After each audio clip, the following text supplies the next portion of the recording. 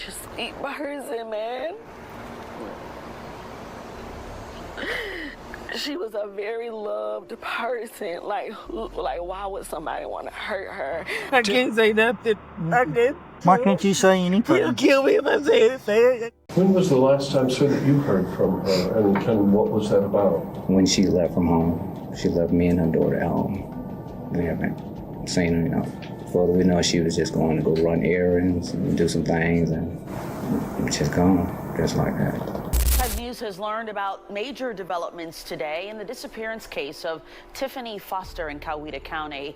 The mother of three has not been seen since early March 2021.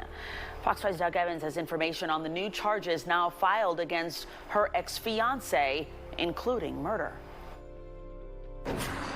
It was an emotional meeting here at the Coweta County Sheriff's Office between investigators and Tiffany Foster's family, in which they learned that investigators have evidence now that Tiffany Foster was murdered and is never coming home.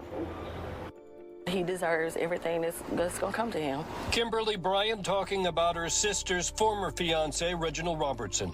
The family learned in that meeting with investigators that they've taken out warrants that allege Robertson is responsible for Tiffany's 2021 disappearance and her death. As of 10 o'clock this morning, Reginald Robertson has been charged with felony murder, malice murder, concealing the death of another, rape, kidnapping, false imprisonment, forgery in the first degree, financial transaction card theft, and financial transaction card fraud. My sister was Tiffany Foster was reported missing on March 2nd, 2021. Reginald Robertson told investigators he saw her leave their apartment to go to the store the day before, and she never returned. The mother of three vanished without a trace. After 2.5 years on the case, investigators say they now have evidence of horrific crimes against Tiffany over a 2-day period. We have been able to uncover a lot of evidence in this case which shows that the relationship between Reginald and Tiffany was not good at all for the last week of her life. At a March 23, 2021 family news conference at the Sheriff's Office, Robertson was not scheduled to speak. But I asked him if he wanted to step up to the microphone. Here is part of what he had to say. Baby, if you're out there, you know, we're still looking for you to come home, you know. And we miss you. We miss you very much. He needs to pay for what he did, and I want to get justice for my sister. The final question, where is Tiffany Foster? Investigators say they hope to have the answer to that very soon. November 2020, a woman calls 911. She's saying his name over and over.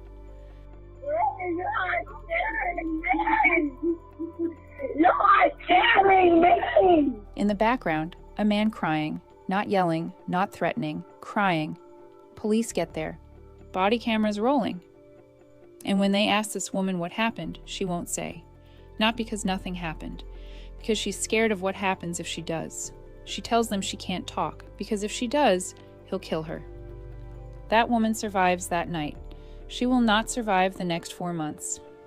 He cut off her finger to fake her fingerprints. The murder of Tiffany Foster. Okay, so this one is wild. And I mean that in the worst way possible, because at the center of it is a woman who did everything right. She saw the warning signs. She told people. She even put it in writing. And it still wasn't enough to save her. This is the case of Tiffany Foster, a mom of 3 from Newnan, Georgia, who vanished in 2021 and whose body to this day has never been found. But that's not actually the craziest part of this story. The craziest part is what prosecutors say her fiance did to a single piece of evidence in broad daylight on security camera days after she disappeared. We're going to get into all of it. The relationship, the warning signs everyone ignored, or worse, everyone saw and still couldn't stop. The disappearance, and the trial, where jurors heard about a fingerprint so pristine, an investigator said it was one of the cleanest he'd ever seen in his career. And why that should have been a red flag, not proof of innocence. Let's get into it. Tiffany Nicole Foster, sometimes known as Tiffany Starks, was 35 years old, living in Newnan, Georgia, about 40 minutes southwest of Atlanta. She was a mom of 3. She worked as a security guard, and she was in school. studying criminal justice at Georgia Military College. Her plan, according to the people who knew her, was law enforcement. She wanted to be the one responding to calls like the one you just heard. She wanted to help people the way she'd eventually need help herself. By early 2021, Tiffany was living at an apartment complex in Newnan with her fiancé, a man named Reginald Robertson. Everybody called him Reggie, and on paper, they were a couple getting ready for a future, engaged, building a life, 3 kids in the picture. But underneath that, according to what would later come out in court, there was something a lot darker going on. So let's rewind to that 911 call from the cold open, because prosecutors would later point to this exact night as the moment everything changed. The moment Tiffany's relationship stopped being just complicated and started looking like something that could get her killed. It's November 2020. Prosecutors say Robertson took Tiffany to an abandoned house on Lower Fayetteville Road. Not a date, not a fight that spilled outside, an abandoned house. And according to what came out at trial, he tied her up with zip ties, and at some point he fired a gun. That's when the 911 call happens. That's the Reggie, you're scaring me, Reggie, you have a gun, call. First of all, it has to do with the November 2020 abduction of Tiffany Foster, in which her fiancé Reginald Robertson is also charged with. He's charged with kidnapping and aggravated assault. Now, she says that Reggie told her that he took Tiffany to an abandoned house here in Coweta County, tied her up with zip ties, blindfolded her, and fired a gun. Now, a detective also testified that they found that abandoned house on Lower Fayetteville Road in Coweta County. It was confirmed by cell phone activity from Tiffany Foster's cell phone because she had accidentally or on purpose maybe dialed 911. Regardless, she didn't know that the call had connected, but she's heard on that call screaming, "Reggie, you're scaring me. Reggie, you have a gun." It then went dead, the line did. Now, the detective said they found zip ties, they found a shell casing, and they found a bullet hole in the ceiling, and they showed the jury pictures of all of that from this abandoned house. Officers respond. Body cam is rolling, and here's the part that should stop you cold. Tiffany is standing right there, and she still won't tell them what happened, because in her mind, telling them was more dangerous than staying quiet. She says it herself, on camera. She can't talk about it, because he'll kill her. Hey, how are you, ma'am? Are you okay? Yeah. What's going on? Tiffany, come on. So tell me what's going on. We're just trying to figure out everything, okay?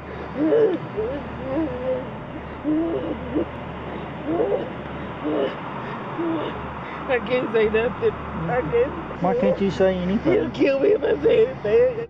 Think about that for a second. This isn't a woman who doesn't know she's in danger. This is a woman who has correctly assessed the danger, so accurately that she believes talking to police, the people whose entire job is to protect her, is what gets her killed. Robertson was eventually arrested, but not right away. And not for murder, obviously, because nothing had happened to Tiffany yet. In April 2021, he was charged with kidnapping and aggravated assault tied to this November incident. But by the time those charges came down, Tiffany had already been missing for weeks. And here's the thing that's going to come up again and again in this story. Tiffany didn't just survive that night and go quiet. She started telling people. She left a paper trail. Because, on some level, she knew. Prosecutors would later show the jury a text message Tiffany sent to a friend just days before she disappeared. 4 months after that abandoned house, 4 months after that 911 call. It said, "If anything happens to me, Reggie did it." She wasn't guessing.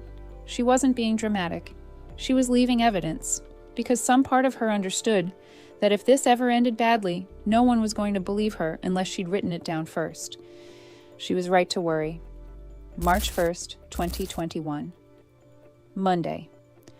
Tiffany leaves the apartment she shares with Robertson. According to him, she's going out to run errands, grocery shopping, that kind of thing. Normal stuff. The kind of afternoon that doesn't make you think twice. She doesn't come back. And here's where it starts to unravel. not all at once, but piece by piece over the next several days in a way that makes it very clear something is wrong. The next day, she misses her classes at Georgia Military College, doesn't show up, doesn't call in. For a woman who was actively working toward a career in law enforcement, who by every account took school seriously, that's not normal. That same day, March 2nd, Robertson files a missing persons report with the Coweta County Sheriff's Office. Now hold on to that detail. He's the one who reports her missing. He's the one who, in the days that follow, publicly asks for help finding her. On the surface, that's what a worried fiancé does. But as this case unfolds, you're going to see a pattern, where the person performing concern the loudest is the person investigators end up looking at hardest. Have you spoken with anybody or anybody that would lead to anything in this? I know you got stopped the other night on the interstate. You said that you've been talking to people and trying to find her. Can you tell me who all you've talked to so that I can try to follow up with all that? I'm like, you finna get in trouble. What I got going on. What do you got going on? Something's weighing on you hard, ain't it? No. Then I feel like it's not even more than what they know. Well, who knows more than what they know? Who is that person? Point me the right way, Reggie. I think maybe she was playing or something. Well, tell me what you think happened to her. I don't know. I'm thinking maybe she's playing and going somewhere and leave somewhere with somebody and then come back. What makes you think that? Yeah, I found out that she take off a couple times. I've never known that. Who would she go off with? I need to know. You said you finna get in a whole lot of trouble. What's that about? Maybe I can help you with it. Sweet. Yeah, not do that. No. I ain't talking no more. I let go now. I'm done talking. Well, when can we talk again when you get yourself together? Okay.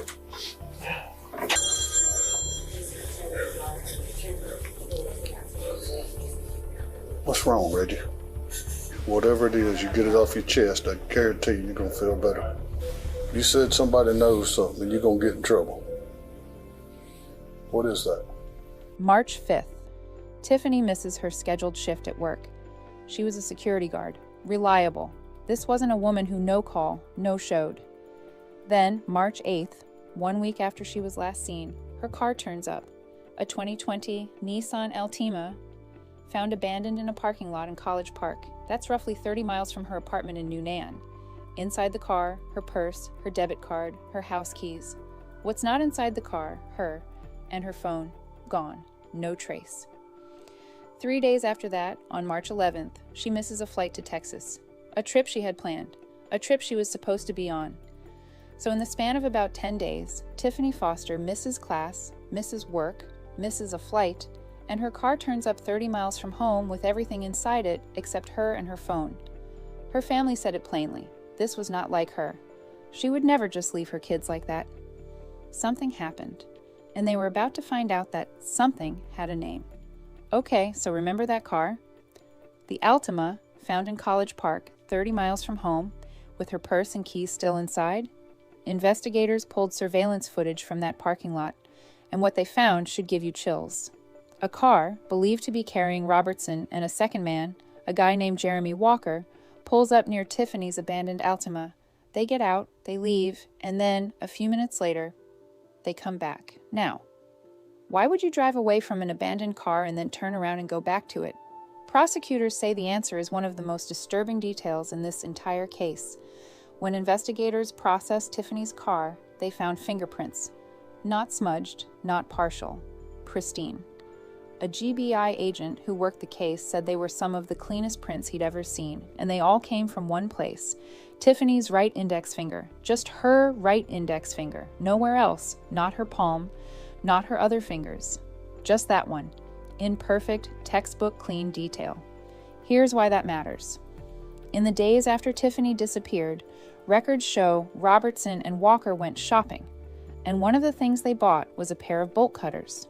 At trial, the prosecutor, Deputy Chief Assistant D. A. Lara Todd, laid it out for the jury in the bluntest way possible. Bolt cutters can cut through bone, she said. Bolt cutters can cut off an index finger. The state's theory that Robertson and Walker didn't just steal Tiffany's car and dump it. They allegedly used a severed finger, her finger, to plant flawless, undeniable fingerprints inside that vehicle. Not evidence of a struggle, not evidence of a kidnapping, a plant. Staged to look like Tiffany had simply been in her own car, like nothing was wrong. That's what the return trip on the security footage was, prosecutors argued. Not confusion, not forgetting something. Going back to finish the job, making sure that evidence was in place before they walked away for good. If that theory is true, and a jury would eventually agree that it was, it means the killers didn't. Just take Tiffany's life. They took a piece of her body and used it as a prop to buy themselves time, to make investigators think this was still a missing persons case instead of a homicide. And for a while, it worked. Robertson was arrested, but not for murder. He was charged with theft for allegedly taking the car. That charge would later be dropped entirely. For over 2 years, there was no murder charge, no body, no definitive proof of what happened to Tiffany Foster. Just a missing woman, a fiancé who'd reported her missing, and a fingerprint that was a little too perfect to be an accident. For 2.5 years, Tiffany Foster's case sat in this brutal in-between space. Everyone close to it believed she was dead. Nobody could prove it in a courtroom. Robertson, meanwhile, wasn't sitting free the whole time. He was already in custody on the earlier charges, the kidnapping and aggravated assault case from that November 2020 incident at the abandoned house. So while he waited on trial for that, investigators kept building. Quietly, methodically. The kind of work that doesn't make headlines because there's nothing dramatic to report yet. Just detectives running down leads, pulling phone records, talking to people close to both Tiffany and Robertson. And then, in August 2023, it all came out at once. Investigators said they now had evidence of what they called horrific crimes committed against Tiffany over a 3-day period. Not a single moment. 3 days. Robertson was charged with felony murder, malice murder, concealing the death of another, rape, kidnapping, false imprisonment, forgery, financial transaction card theft and fraud. 10 charges in total. A second man, Jeremy Walker Sr., was also charged, mainly theft by taking and concealing the death of another. Investigators believed Walker helped Robertson move that car, helped stage the scene, helped make sure Tiffany's disappearance stayed a disappearance for as long as possible. And here's the detail that tells you just how confident investigators were, even without a body. How you doing, Jeremy? I'm good. Do you want to talk inside? I mean, we can. Yeah, it doesn't matter. Hey, what's going on? Like, what? You know, we just keeping honest with me. Long story short, this case is getting out of control real quick. She's been gone a real long time. Yeah, it's scary, though. You know what I mean? All the flags and all the data and all the everything that I've ever dealt with in a 30-year career doing this will tell me she's most likely dead. Man, I have no knowledge of her disappearance at all, though. What has Reggie told you? What Reggie told me? What has Reggie told me? That he was in there using the bathroom and he was on the phone with her mom and she went out. And that was it. They haven't seen him since. You helped him move that car? I tried to get the car off with it. You know. What car? I can't remember which one. Where did you drop it off at? Up by the land, man. You know what I mean? I didn't know until I just remembered it. The Nissan Altima? Pretty sure he did it. Am I in any trouble, brother? They said the evidence was strong enough to conclude Tiffany was dead, not missing, dead. That's an enormous legal and moral line to cross without remains. And it's exactly the kind of case that gets called a no-body homicide. Rare, hard to win, and exactly what prosecutors were about to walk into a Coweta County courtroom to try to prove. 2 years after those charges came down, in October 2025, it finally went to trial. Opening statements start, and prosecutors don't ease into it. They come out swinging. They play that 911 call for the jury, the one from November 2020.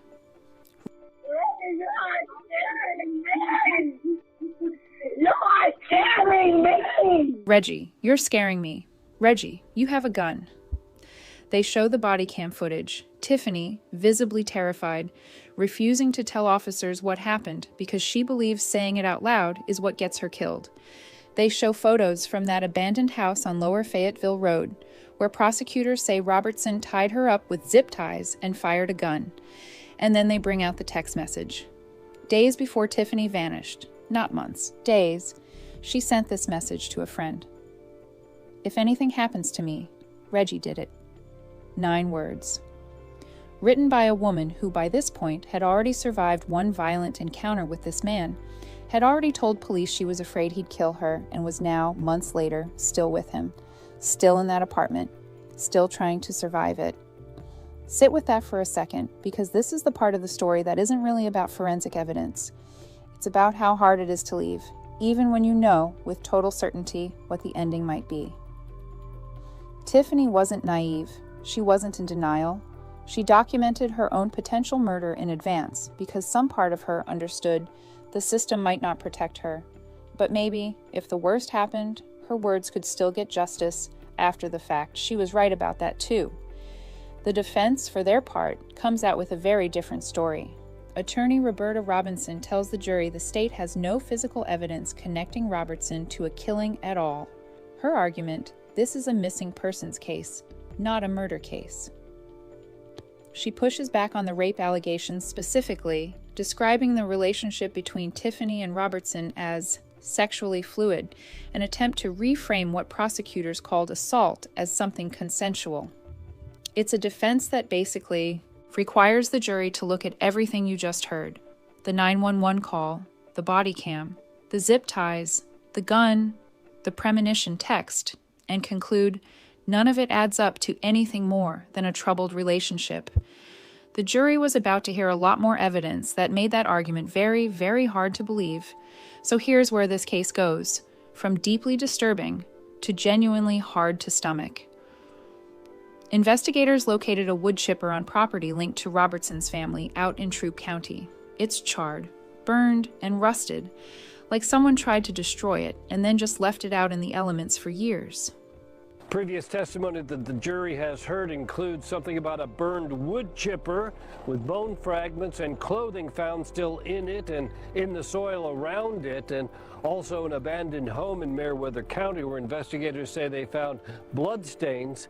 And Robertson's lawyer continues to point out in cross-examination that none of the bones or blood or clothing has ever in any way been tied back to Tiffany Foster or Reginald Robertson. Cadaver dogs were brought in, and they alerted, not once, in multiple spots, inside the wood chipper itself and in the surrounding soil. For anyone who doesn't know how this works, cadaver dogs are trained to detect the specific scent of human decomposition. They don't alert on animal remains. They don't alert on nothing. When a cadaver dog hits on a location, it means, at some point, human remains were there. And it wasn't just the one property. Investigators said dogs also alerted at 2 other locations tied to Robertson's family, Branch Hebron Road and Big Springs Mountville Road. Multiple properties, multiple alerts, all connected to the same family. Now, and this is important, none of this led investigators to Tiffany's actual remains. To this day, her body has never been recovered. So the defense's core argument technically still stands on a literal level. There is no physical body, no confirmed murder weapon in hand. But prosecutors weren't trying to prove exactly how or where. They were building a picture, and a burned wood chipper that smells like death sitting on family property is not a picture that supports she just left. On top of that, prosecutors brought in phone records and cell tower data placing both Robertson and Walker in the area around the time Tiffany's phone went dark. And they showed traffic camera footage that, according to the state, directly contradicted the timeline Robertson had given about when and how Tiffany left that day. In other words, his own story about the last time he saw her didn't line up with where the cameras and the cell towers actually put him. If you're keeping score at this point, a documented history of violence, a 911 call, a written premonition from the victim herself, a staged fingerprint, a burned wood chipper that tests positive for human decomposition, and a timeline that falls apart the second you check it against hard data, and the state still had one more witness to call. This next part is hard to hear, so a heads up before we get into it. While Robertson was in custody, awaiting trial on the earlier charges, prosecutors say he wasn't just sitting quietly, he was talking. Specifically to his cousin, who was in jail with him at the same time. That cousin later took the stand. He testified that Robertson described to him what happened to Tiffany. According to that testimony, Robertson said he tased her until she was unconscious. Then he taped her up, drove her to a location he never named, and shot her in the head with her own gun. There is also testimony about a call Robertson made from jail, where he allegedly directed someone on the outside to, and this is a direct paraphrase of what was described in court, get some canned goods and put them down a pipe leading underground. Prosecutors argued this wasn't about canned goods at all. They said it was coded language, an attempt to stage something at a location in case investigators ever searched it. A fake plant designed to throw off the case, the same way the fingerprint in the car may have been designed to throw off the case. Now, I want to be fair here. Jailhouse testimony is always something you have to weigh carefully. People in custody sometimes have their own reasons to talk, their own deals being worked out, their own motivations. The defense absolutely would have, and did, push back on how much weight this kind of testimony should carry. But combined with everything else, the fingerprint, the wood chipper, the cadaver dogs, the broken timeline, it's the piece that turns a circumstantial case into something a jury could look at and say, we don't just believe something happened to Tiffany Foster. We believe we know in graphic detail what it was. So what did the defense actually have to work with against all of that? Honestly, not a lot.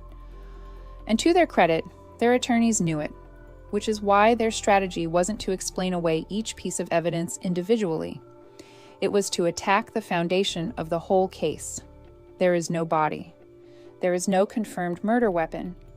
Everything the state presented, the fingerprint theory, the wood chipper, the cadaver dog alerts, even the jailhouse testimony, is circumstantial. None of it is a smoking gun, literally or figuratively. For Walker specifically, his attorneys argued something a little different, that he was just a neighbor trying to help, that he didn't know the full extent of what he might have been involved in, if anything at all. Both Robertson and Walker chose not to testify in their own defense. That's their right, obviously, and juries are instructed not to hold that against a defendant.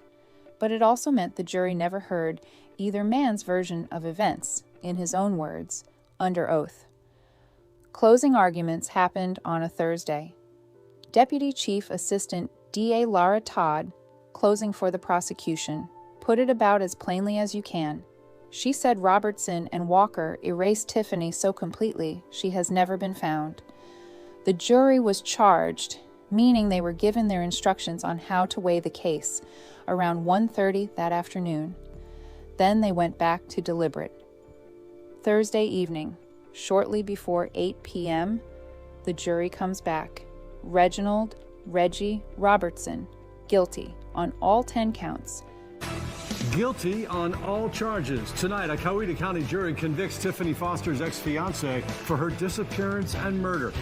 And that breaking news is where we begin tonight on the News at 10. I'm Russ Spencer. I'm Courtney Bryant. Her ex-fiancé Reginald Robertson is going to prison for life. Fox 5's Doug Evans has been following the trial and has more from the courthouse. Let's start with the reaction of Tiffany Foster's family as the judge read the verdict on all 10 counts. Count 6, malice murder. We, the jury, find the defendant guilty. Count 7. Relief and emotional weight, they said, lifted after 4 years. This was the reaction of Tiffany Foster's family as the judge read the verdict. Reginald Robertson, her one-time fiancé, guilty of murder, kidnapping, aggravated assault, rape, concealing a death, theft by taking, credit card theft, and forgery. He received multiple life sentences in prison. Tiffany Foster, a mother of 3, vanished in 2021. Her remains never recovered. Robertson alone responsible, the jury said. Her younger sister, Kim, speaking for the family. This has been 4 years where we've been, just at a loss, like at a standstill. Our family was at a standstill. So, to see the ball continuously rolling, whether it was a slow motion or not, it was rolling. And to be standing here with the verdict that we have, it's an awesome feeling. Co-defendant Jeremy Walker found guilty of theft by taking. It was he and Robertson who stole Tiffany's car and left it abandoned in an Atlanta mall parking lot 3 days after her disappearance. One of the most notorious missing persons cases in recent memory in Georgia. Because at least Tiffany has that justice. Amen. And I think she got her voice back during this trial. Absolutely. And if we could do nothing else, we could give her her voice. Final word goes to the lead investigator in the case, who took it over for the Coweta County Sheriff's Office 2 years after it happened. Do you ever think we'll know where Tiffany is? I think we're never going to stop trying. I know that every lead and every piece of information that comes in, still working very closely with the Sheriff's Office and other surrounding agencies, we're never going to stop until we find her. The DA said this was a team effort by his office, the Coweta County Sheriff's Office, and numerous other agencies, both state and federal. He says, though, that the final credit, the most credit, goes to Katrina Hill, Tiffany Foster's mother. He says it was because of her perseverance for justice that this day happened for Tiffany Foster. I'm Doug Evans, Fox 5 News in Coweta County. Malice murder, felony murder, kidnapping, rape, aggravated assault, burglary, concealing the death of another, forgery, financial transaction card theft, financial transaction card fraud, every single charge. He's sentenced to life in prison without the possibility of parole on the murder, kidnapping, and rape counts specifically. Then, on top of that, an additional 80 years for the remaining charges. In the courtroom, according to reporting from that day, Robertson sat with his head in his hands as the verdicts were read. Jeremy Walker's outcome was more mixed. He was found guilty of theft by taking, but acquitted of concealing the death of another. He was sentenced to 10 years. After the verdict, Deputy Chief Assistant D.A. Laura Todd said something that stuck with a lot of people who followed this case. She said that even though Tiffany couldn't be there, this trial gave her back her voice. The Coweta County District Attorney called it a win for Tiffany's family, and for the investigators and prosecutors who'd spent years, refusing to let this become a cold case just because there was no body to work with. So here's where we land. Legally, this case is closed. Reginald Robertson will spend the rest of his life in prison. Jeremy Walker is serving his sentence. A jury heard the evidence and reached a verdict that, honestly, doesn't leave a lot of room for doubt. But there's a piece of this that no verdict can fix. Tiffany Foster's body has never been found. Not in that wood chipper. Not on any of the properties cadaver dogs alerted on. Not anywhere. Investigators have said they intend to keep searching, that this part of the case is still active even with the trial over. That means her 3 children are growing up without their mother and without even the small, brutal comfort of a grave to visit. They're being raised by relatives now. And somewhere out there, 5 years later, is the answer to the one question a guilty verdict can't actually answer. Where is she? What gets me about this case, and I think what should get you too, is that Tiffany wasn't someone who missed the warning signs. She lived through a night where a man tied her up and fired a gun, and she still found a way to survive it. She told police she was scared. She sent a text message naming her killer in advance in case the worst happened. She did almost everything right in a situation where there's no version of right that guarantees safety. And it still wasn't enough. That's the part of this story that isn't really about a wood chipper or a fingerprint or bolt cutters. It's about how hard it is to get out, and how, even when a woman does everything she possibly can to protect herself and to make sure the truth survives even if she doesn't, the system can still take years and a body that's never found to catch up to what she already knew. Tiffany Foster knew who would be responsible if something happened to her. She said so herself in writing, days before she disappeared. She was right.